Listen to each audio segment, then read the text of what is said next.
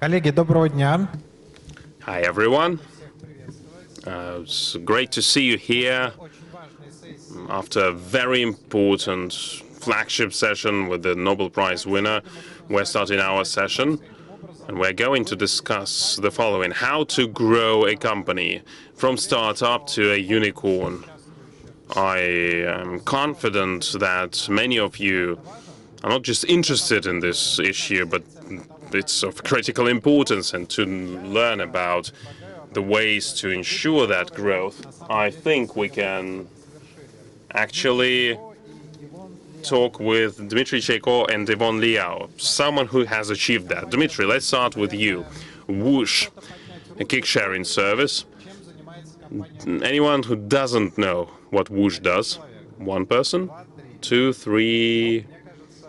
But basically everyone else knows what is a Whoosh, because a unicorn is a company that is known to everyone, and I would like to set the following question. What did you start with? Where did your journey start? What was your tipping point after which your company grew into a $1 billion company? Yes, thank you very much, Alexey. Hi, everyone. It is my great pleasure to, share my, well, let's say, experience. Thank you for the question. What have we started with? Well, I think with the idea at the start. It was like, 2018, I guess. And we thought that there is a gap between how people get from point A to point B. I mean, obviously, if you need a long-distance commute, you have a car, you have public transportation, metro, bus, the number of options, really. But if you have to go from point A to point B, the distance is small, well, the number of options is really limited. So I really liked this idea because my commute to work, I mean, it would take me 40 minutes to go by car, 40 minutes to go by public transport, basically the same. But the distance was pretty short, like 5-6 kilometers, I think. And it struck me that, I mean, before I actually started Whoosh, I purchased a scooter without electric motor. But I mean, it's a good exercise, but you have to have a shower at work so that your teammates are okay with you sitting there in one room with them. So I tried with a bicycle a couple of times. It was better, but still the shower was required after this journey. And when I had this electric scooter, I really liked that. And at some point in time, I talked about this case a couple of times when I've been in the US, and when Bird was launched there. This is one of the first companies in the industry. I really like the idea of sharing of all of that, because if you use your personal electric scooter, you have to put it somewhere, to park it somewhere. You also have to charge it, especially the first scooters did not have a very long range. And therefore, if you could use a kick sharing service here, because you don't really need to own an electric scooter. It's a very pragmatic thing. I mean, you don't have to own a bus to go by bus, right? The same with scooters, I think. And we decided that it's going to be the same. The idea should be the same, and this is how our idea was shaped. And I was asked to talk about challenges. Yes, the next question would be about challenges. So the company is about 7 years old, I think. In 2018, you have launched your business. You have registered your business, right? And we have registered our company in autumn 2018. So yeah. And now you have a turnover of around 14 billion. and that's the results of 2024. You are present in 4 countries. I think more countries, actually. You have stopped counting countries where you are present. That's a good sign. So the success is clearly here, but at the start, when you came to your first investors with your kick sharing idea, the scooter sharing idea, and as far as I understand, the investors were quite skeptical about that. How did you overcome the barriers of the first investments? We know fools, friends, and family rule, the 3F rule. How much did you invest? And when you realized that you can get external investments, how did you do that? How did you make sure that investors trusted your team and entrusted your team with investments?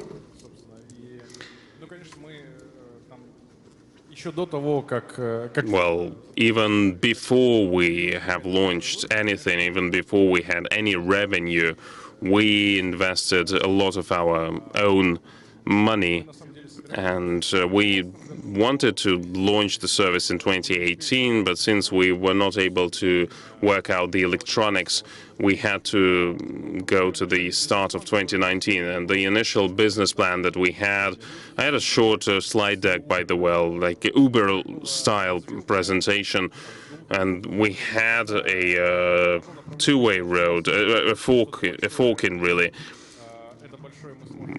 One road led to success that we could scale, and the second road would be this worst-case scenario when we would just put scooters on rent in the park.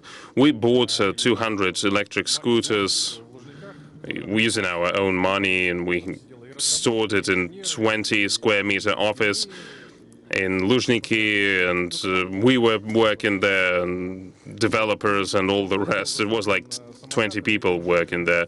And we just stored all the scooters there, and the first business processes were developed there. We had a storage facility, we had a welding station there, we had a washing room for the scooters, and I think we bought something like 200 scooters, and I said, guys, we need to add more to the fleet. And mother said, I mean, look, we cannot store them. I mean, for the park, it will be enough. And I said, well, for the kick sharing service, it's not enough. For the park, it's too much. So we decided, we were thinking how to scale it, and we wanted to make sure that on the start it would work.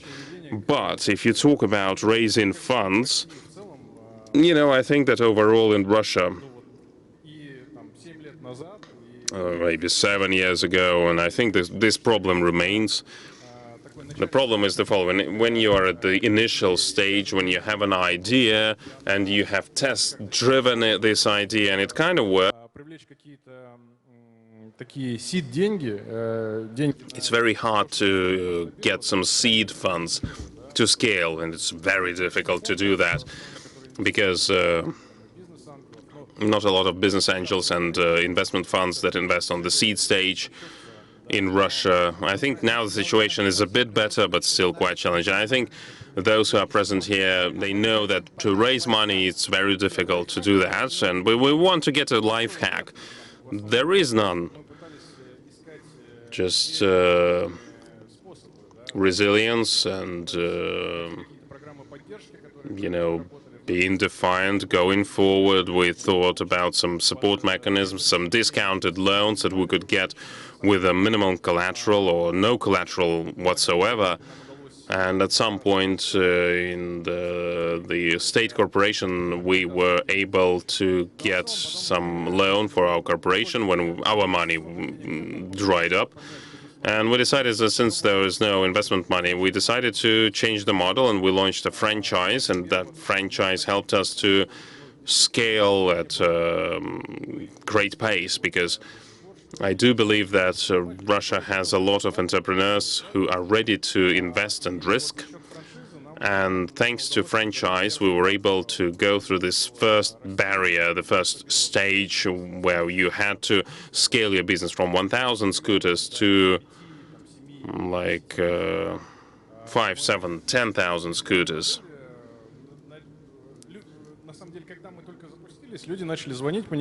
When we have just launched, people were calling me and asking, "Do you have a franchise?" I said, "No." And they were saying, "Oh, but we would love that." And there was one guy from St. Petersburg who was very insistent. He called me every day and was like, "Yeah, so have you done your franchise?" And I said, "Well, look, I don't have it in the roadmap even." And he said, "Just do something." And we tried it, and it worked, but not with St. Petersburg. We launched it in Novosibirsk, the scientific outskirts of Novosibirsk. It's a neighborhood there. Then St. Petersburg got in, and a couple of other regions got in the basket. And this franchise helped us to scale.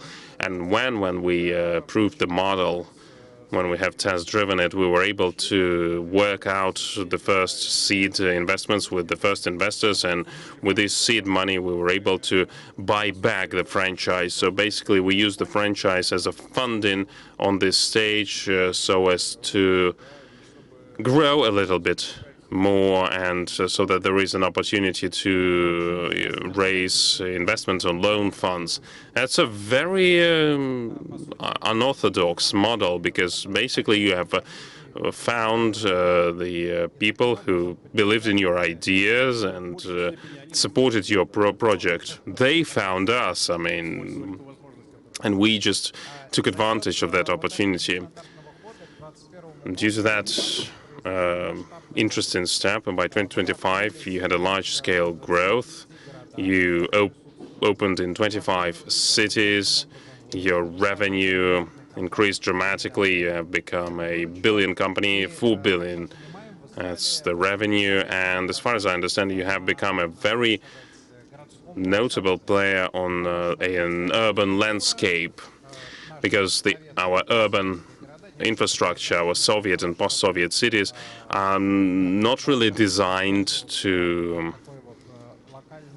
use this individual transportation means and this kind of a local short-haul transportation vehicle. So you had to work out the regulatory restrictions, you had to work with authorities. How were you able to face this challenge, and how did you start to work with those who actually determine the rules of life in the urban environment? Yes, the regulations and the urban environment, working with authorities, have always been a problem. As we launched in Moscow, we thought that we're going to pilot this in Moscow, and then we're going to go somewhere else, but not in Russia, but in some other countries. But as we have worked in Moscow and a couple of other cities, we understood that the market is pretty promising here, although infrastructure is lacking at some places. But we can develop this market further. We can negotiate with the regulator to make sure that there is some infrastructure that should emerge. On this stage, and overall, the thing that supported us is that we delivered a transportation service. That was a transportation commute story, and our experience working with transport in transportation, it helped us because safety has always been a priority. We were very open as we negotiated with the city and municipal authorities, and we showed the efficiency of our transportation services. Last year, we had a case with the Moscow Department of Transportation, where we measured the level of the use of car sharing and taxi services. Where there is a kick-sharing service, it helps to, and it decreases dramatically. It also helps to decrease the number of car accidents and decrease the load on the railways. And we were very open, and including open when we provided data. When we used these technologies, I mean, our technology is a smart scooter on the streets of Moscow, and it can not only take your track, your location, but many other parameters. We had a map of the tarmac, that we can measure with a scooter.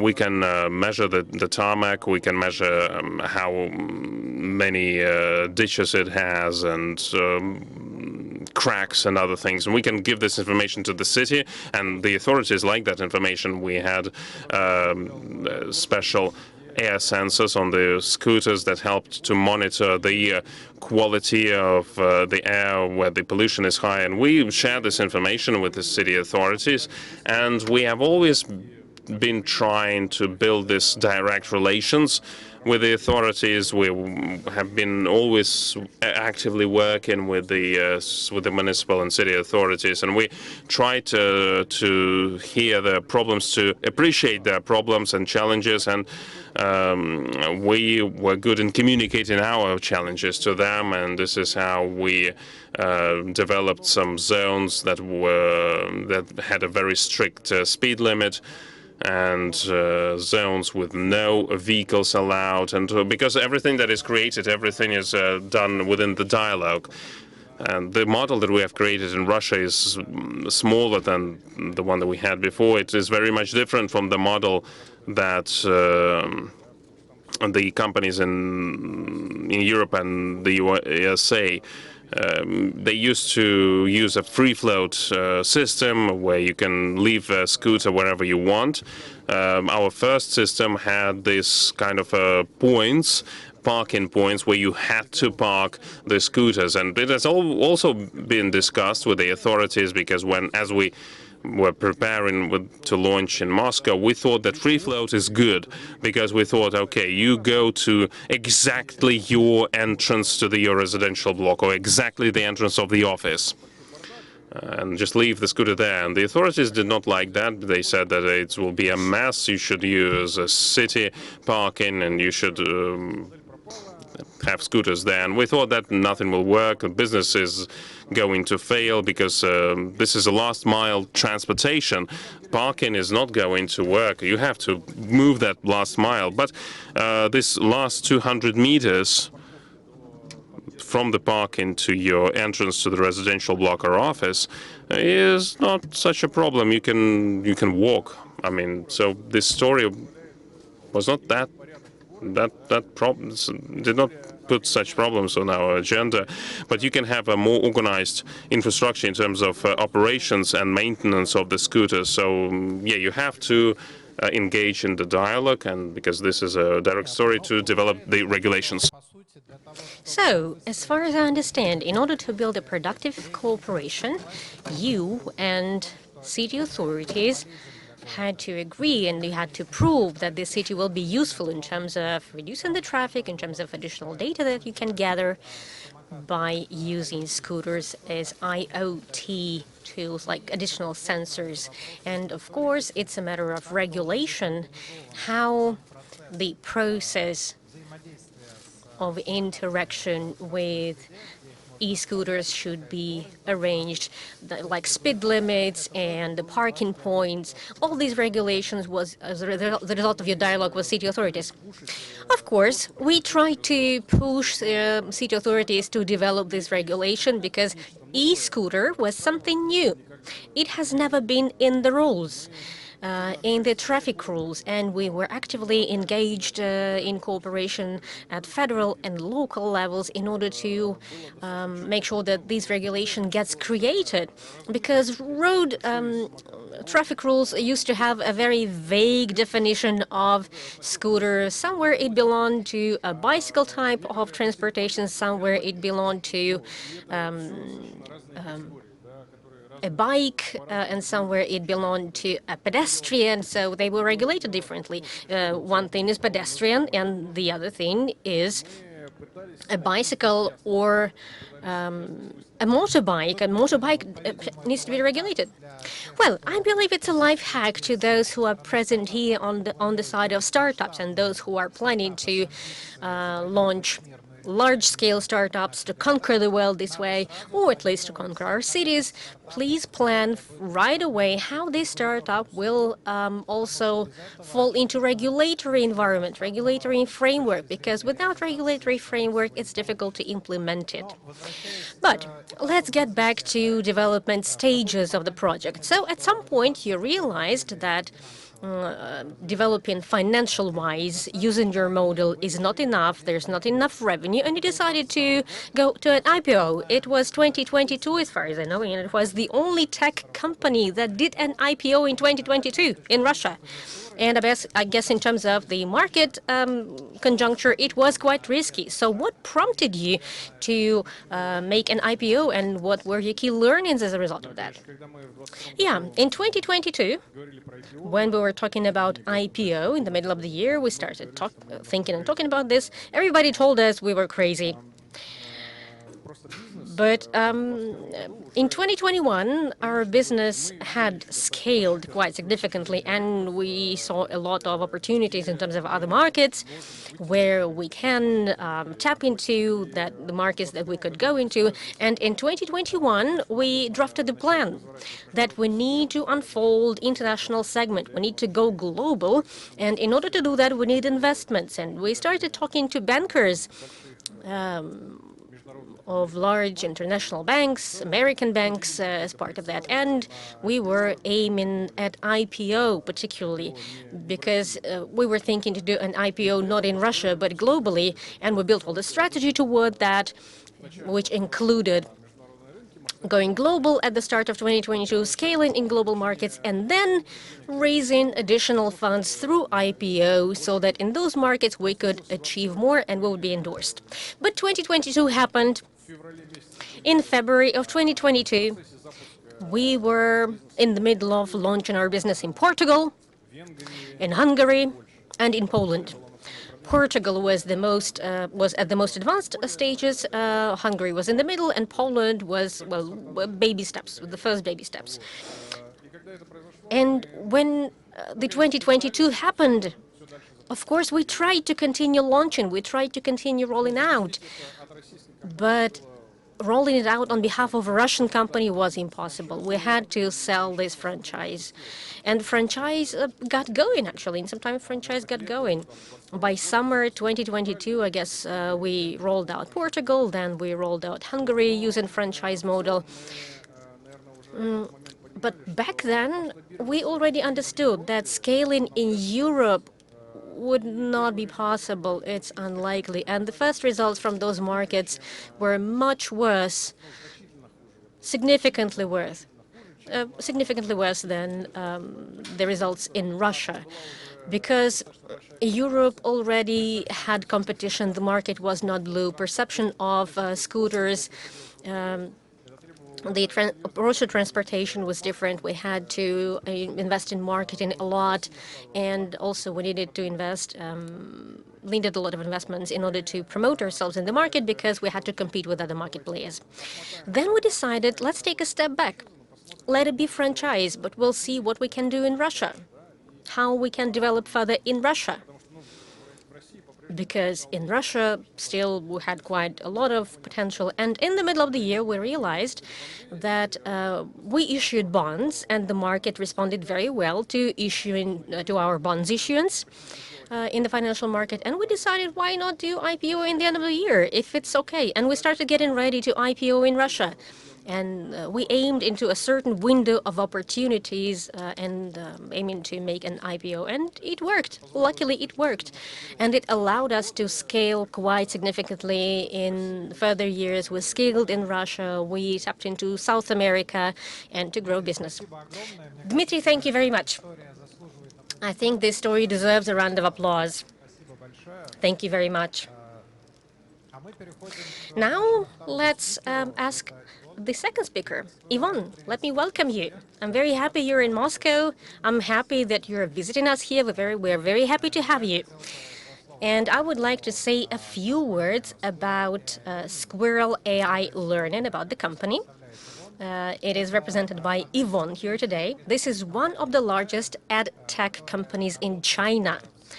It works in augmented or additional education. This company has more than 3,000 outlets and centers throughout China. This company specializes in teaching mathematics, computer science, and other technological sciences that are very much in demand these days in China. Squirrel AI is a Chinese unicorn.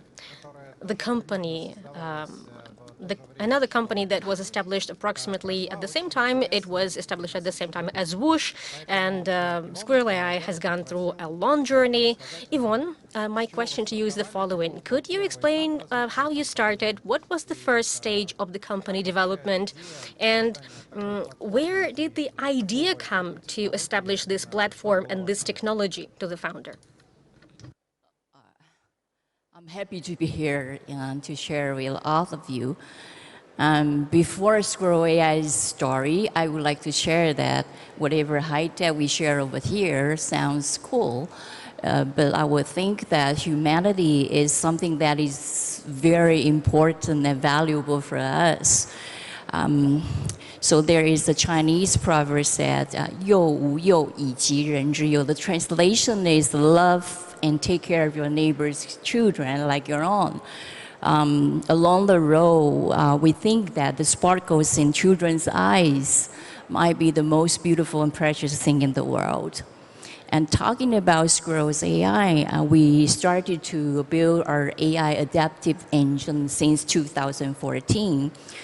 And at that time, artificial intelligence was hardly heard of, you know. So the skepticism about AI was widespread. Hardly we can raise the funding. And so our founder, Mr. Derek Lee, he had gone through a lot of meetings with the investors. And imagine that the first 57 meetings rejected. And, you know, it's really hard for us. And Derek was not defeated, but, you know, a lot of people started told him that maybe you should change the directions of your your technology ideas, or change the business model in order to attract investment easily. But he didn't compromise. And he insists that, he has very firm conviction that AI will be the future trends.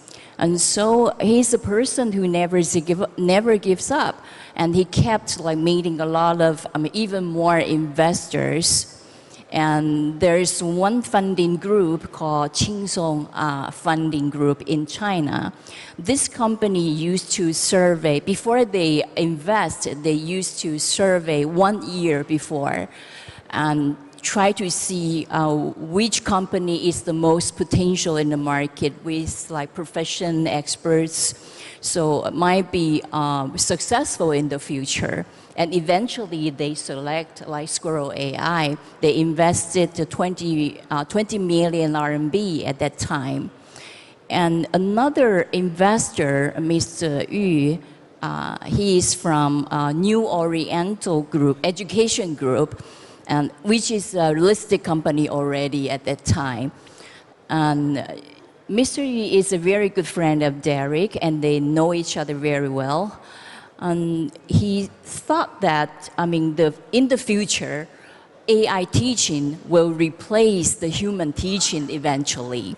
So he decided to invest Squirrel AI 10 million RMB. But, sometimes, the investment is not really easy to raise. And we start, our first learning center was opened in 2016. And from then on, we start to organize AI versus human competitions. And there are many of the competitions. I remember that one of the competition was held at the same time in 100 cities across China. And all these competitions come up with the result that the AI team wins, every time, for every competition. The competition was like we have two groups of students. One group is, they learn from the human teachers only, and the other group will learn from AI tutor only. And so the result shows that, the AI teaching team, okay, or AI learning team wins every, competition. And we know that investors, they're not only looking to the potential of the company, but also the testimony, the result. The efficacy study was very important. So they even go to, the parents and the students. They interview them to see the true, reality of the market. And it seems the result to be very positive at that time. So the investors, they would like to invest even more. And this, then we started to have like more funding coming in, up to 140 million in 2019. Спасибо, Иван, большое. Но мы видим... Thank you very much. We can see that investors who are also tech visionaries, those who see the potential of technology that you're offering is very important. But also they must be favoring realism. They must go to the place where the service is provided, and they must double check whether the client is really satisfied by what he's getting. I think it's a very important point. It's a very important thought. At the same time, the company started growing dynamically from 2014 to 2019. And you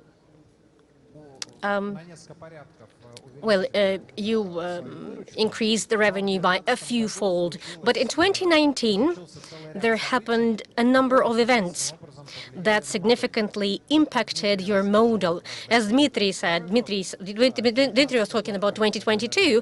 2019, as our audience remembers, is the start of COVID. 2019 is also the start of new regulatory restrictions in China, and they impacted this education industry. How did your company overcome that situation with regulatory restrictions? But you, as far as I know, you not only overcome it, but you even improved your business model and business indicators. How did you do that? 2022, it was really a hard time for the entire education industry. We had about, in 2020, we had about like 4,000 learning centers at that time already. It seems like, we have to face the challenges and difficulties. But, AI is Squirrel AI is an AI company. So it will be easier for us to transform online. We talk about like online and offline a lot. At that time, we had about like 30% of the, while the students come to the center, there will be 70% with the AI tutor and 30% with the real human engaged in the class. So when we face the pandemic, it's really challenging, but however, we still have the advantage of that. But, when talking about how to transform, I would say I would attribute to a very, solid evaluation, because when talking about transformation, it has to see whether we have the competition power or the solid foundation to transform. And so facing pandemic of like a COVID-19 or the double reduction, we just almost the same time, okay, we're confronting with. So the evaluation we had is not out of the headquarters only. We invited our investors and the franchisees together to do the evaluation. So we have a very, of course, we have very firm conviction about AI's future, but however, we have to base on the reality of the circumstances.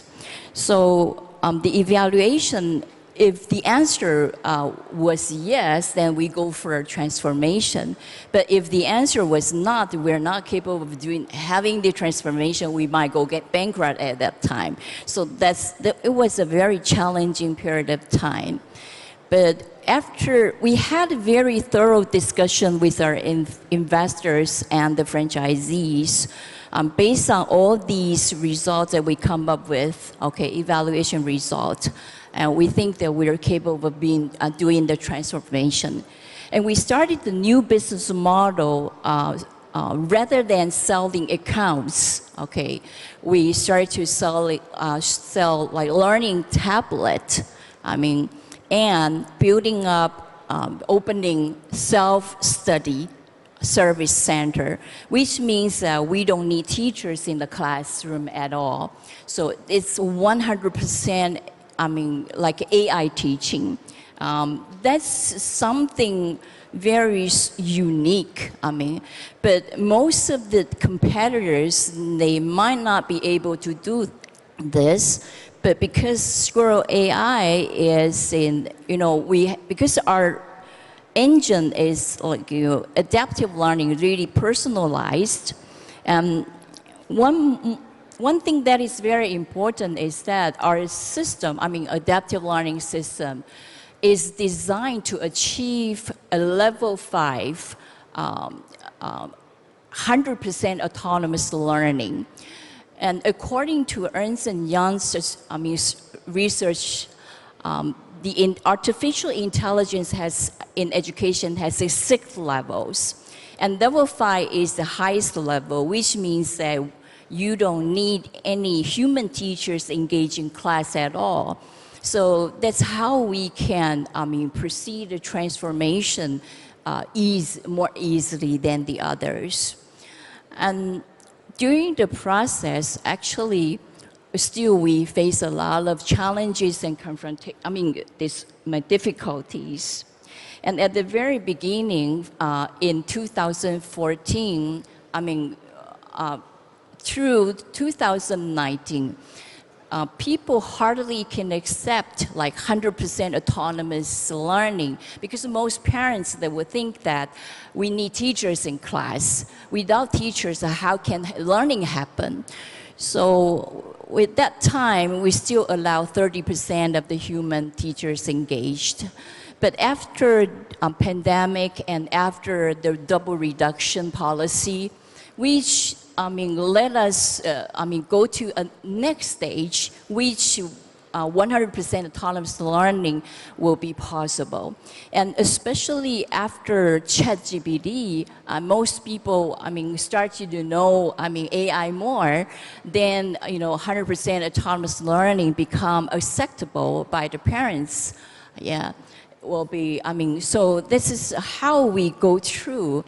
It's very challenging, but however, it is right now we have like 3,000 centers so far. Спасибо огромное, Yvonne. Thank you very much, Yvonne, and I think that's quite a success.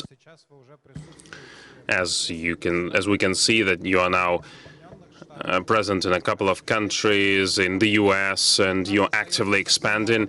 We have just a couple of minutes left, so one quick question to all speakers. Now, you were talking about the technology and regulatory restrictions. That was similar for both of your business model development. You were talking about pivots, but what was the role of the team? Just 3-4 words. To what extent the team was important to make sure that your companies become unicorns? Dmitrii. Well, we really don't have time, so I'll be very quick, and I'll say very, very, very, very, very important. That's the team. The team is very, very, very important. Without the team, you won't be able to do anything. It's very important to not only find the people who are going to execute, but those who are going to be like-minded who are going to help you to build trusted relationships with them, and you'll be able to motivate them. Yvonne, a couple of words. The role of the team in your success story. Technology requests fast, but for our team, we encourage ourselves to be stress endurable, humble, persevering, and we need to go steady. Спасибо огромное. Коллеги, я благодарю. Я думаю, наши спикеры заслужили аплодисменты. Но я надеюсь, что сегодняшняя сессия даст нам возможность... Great insights. I hope that our session will give us an insight to understand how a company can become a unicorn. And it gives us the understanding that with the team you can weather all the storms and build a business model in you and launch a business in the environment that would call for a bankruptcy, as Yvonne was telling. So thank you very much for your attention, and thank you for the session. Thank you.